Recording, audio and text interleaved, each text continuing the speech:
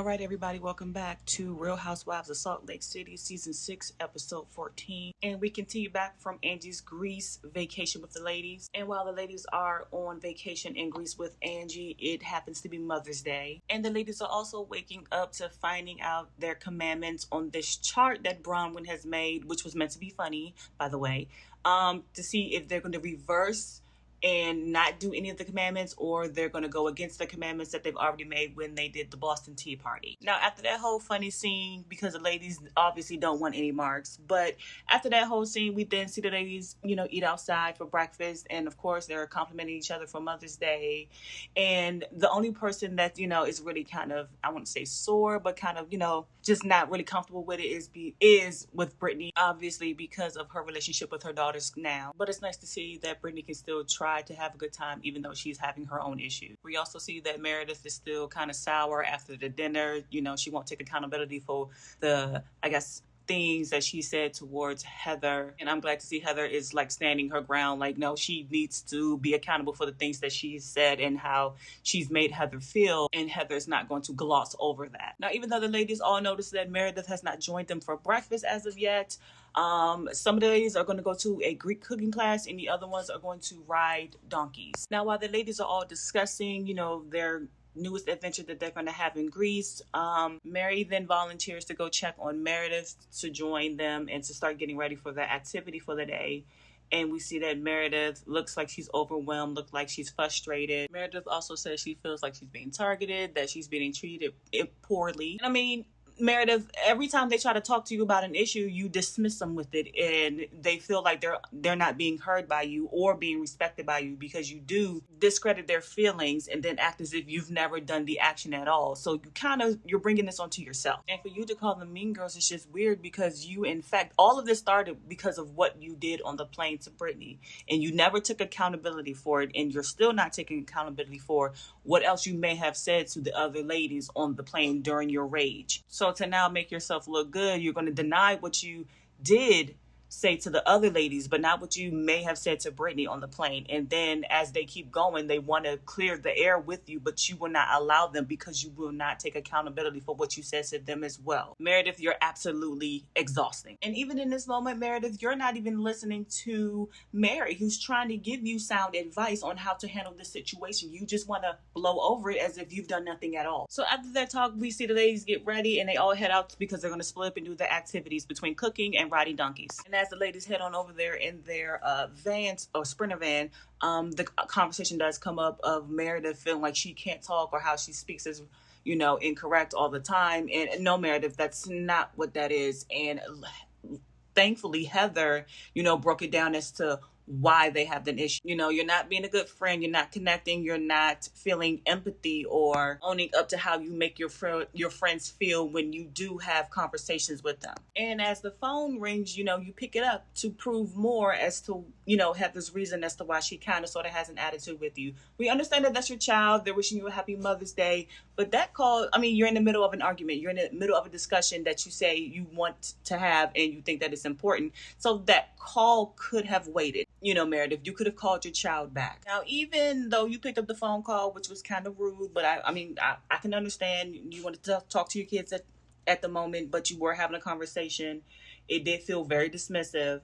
But even then, Heather still brought it back up. And I'm loving that Heather did that, because you're not going to get away with it, especially while we're all together now and we're about to do some type of activity together. Nobody wants to have any type of animosity towards one another when we can't have a fun trip. And finally, Meredith, you apologize whether you mean it or not. And even then, you still have issues with Whitney. But, here we go.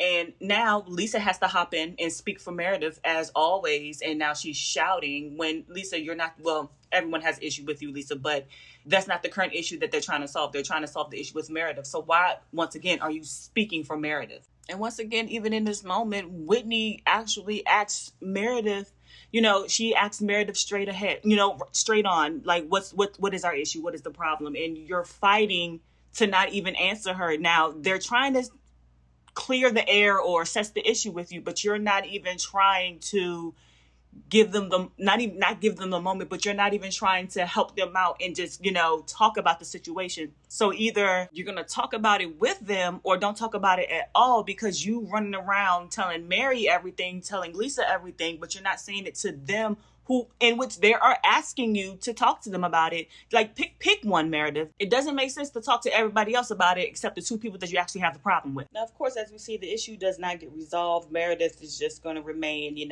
stoic, quiet. She's not going to answer any more of the questions. So the ladies do arrive to, I guess, go to the cooking class. They all get there. Of course, Meredith, she just leaves because she has nothing else to say, but she didn't say anything at all, Meredith. So the ladies continue to go to the cooking class. They go have fun. And they just leave Meredith to walk off on her own, which, yeah, that's the best idea. I'm not about to ruin this experience because you want to have a constant attitude and not resolve the issue at the same time. So as the other ladies are enjoying or going to enjoy their cooking, and Meredith storms off somewhere else, walking by herself, which is kind of dangerous, but she has a camp crew behind her. We see the other ladies get onto their donkeys, which does look kind of fun, but, Lisa kind of get on my nerves in this point. Of course, Lisa, they bite. They have to eat somehow. But no, Lisa, they're not going to specifically bite you unless you annoy them. Now, as we pan back over to see the ladies about to start the cooking class, we see Meredith finally arriving back to join the ladies off from her little sidewalk. Now, as we see, the cooking class is going off well. Everyone's having fun. I guess for now it's just going to be quiet.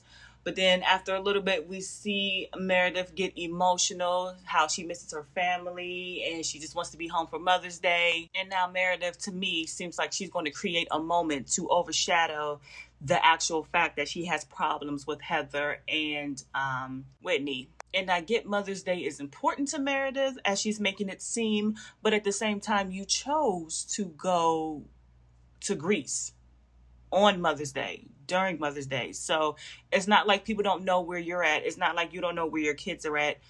They know you're working, they know you're filming. So to still be emotional or making, a small scene about it, it makes it seem like you're just having or causing a distraction. As we go on with this episode, I never thought I would agree with Brittany, but she's right. She's using this as an excuse just to not have these questions answered. Like, she needs to answer them and take accountability for it. And now as we pan over, we also see the other ladies that are on their donkey ride are saying this very exact same things, that Meredith has to, be accountable for the things that she said. And they have to navigate their friendship the way that they have to, and not always expect Lisa to just jump in to save Meredith all the time. And I feel like if I have an issue with you, I don't want to hear from nobody else. I want to hear from my so-called friend who has the issue and address me and talk to me about the issue, not everyone else, and not somebody that's going to rescue you. And of course, we know Lisa is not ever going to stop jumping in and defending Meredith. That's their pact. That's what they're going to keep going with. After the donkey ride, we see the other ladies arrive to the cooking class. And even with the other ladies joining, we see, they did have more energy than the ladies that were there originally for the cooking class. Mary then asks, did they get any further with the conversation or with the issue that the ladies have? And of course, Meredith is still on. She's upset, and it's Mother's Day, so she's just she's gonna be a Debbie Downer for right now. Now, even in this scene, we have all of the ladies that kind of get into an argument because they're trying to figure out the root of the issue, and the root of the issue is just Meredith. Meredith is the one with the problem. Then Meredith should be the one talking, not everybody talking for Meredith. Meredith already knows what's wrong with it, so Meredith needs to put on her grown woman panties and stop acting like she's in high school and just speak up for how she feels as well. And in this moment, we see that Whitney speaks up, and you know what? She apologized for the alcoholism and the pill popping comments that she said about Meredith. So Meredith does accept the apology, and the ladies do leave lunch because they have to get ready to go for dinner. Now, even in the van ride back to the hotel or back to their villa, Meredith is still being standoffish. She's still not engaging in any type of communication with the ladies as they're having fun on the way back from the lunch. And I just feel like Meredith is just saving all of this so she can blow up later about something else. And now back at the villa, you see the ladies, they're, resetting, they're relaxing before dinner. They're in the pool having a small little pool party, and we actually see Meredith join in on the pool party.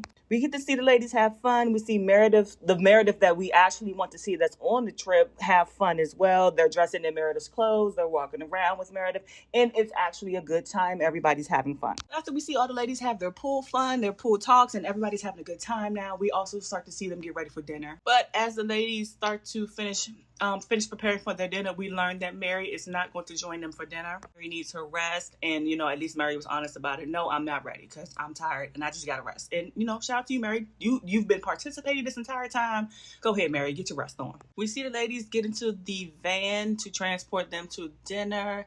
And, of course, it's all smiles, it's all laughs, and then until it's not. Because now we are learning that Lisa tried to trademark, I guess, a phrase that Angie may have said, to make some money off of it. But Angie, if it's bothering you, you might want to hurry up and get your attorneys online and beat Lisa to it. But we finally see the ladies get to dinner. And after the announcement of Lisa trying to trademark Angie's phrase, we then get Meredith and Bronwyn trying to trademark something else of Lisa's.